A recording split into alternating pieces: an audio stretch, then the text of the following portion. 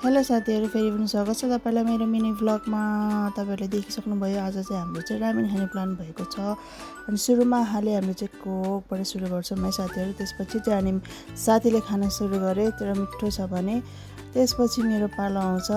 मेरो त फेभरेट नै हो साथीहरू, बुल्टक रामेन भनेपछि यो मेरो फेभरेटमा पर्छ कि साथीहरू। त्यही भएर मलाई चाहिँ स्पाइसी त लाग्छ नि, तर यो चाहिँ धेरै स्पाइसी छैन, 2x र 3x जस्तो छैन, त्यो नर्मलै छ। मैले डेली खाएको कारणले चाहिँ मलाई त्यस्तो पिरो भएको थिएन साथीहरू। तर साथीलाई भने चाहिँ पिरो भयो भनेर यता र उता छटपटिरहेकी थिएँ।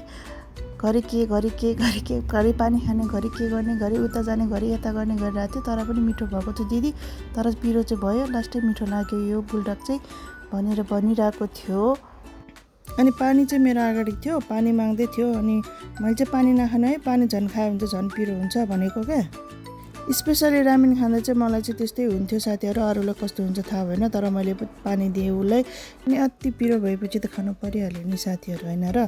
तर मलाई चाहिँ के लाग्छ भने चाहिँ यो बुल्डक, स्पेसली यो बुल्डक रामेन खाँदा चाहिँ पानी खायो भने चाहिँ मलाई चाहिँ एकदम पिरो लाग्छ क्या। पानी अथवा कोकहरू जे पनि खाए पनि एकदम पिरो लाग्छ। त्यही भएर म यतिकै खान्छु क्या, बरु खाइसकेर लास्टमा खान्छु।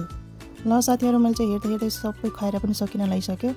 साथीले चाहिँ खाइसकेको थिएन, मैले चाहिँ सबै सिधाएँ खराक पारेर। त्यही पनि मलाई चाहिँ मिठो भइरहेको थियो, पिरो पनि भएको थिएन। मिडियम हो कि यो, धेरै खाएको धेरै पिरो पनि थिएन। तर कसैलाई चाहिँ फर्स्ट टाइम खाँदा पनि पिरो लाग्छ, धेरै महिनापछि खाँदा पनि पिरो लाग्छ नि त। त्यही भएर सो गाइज, तपाईँहरूले चाहिँ हेरिदिनु भयो अन्तिमसम्म, त्यसको लागि धेरै धेरै धन्यवाद। By by, have a good day.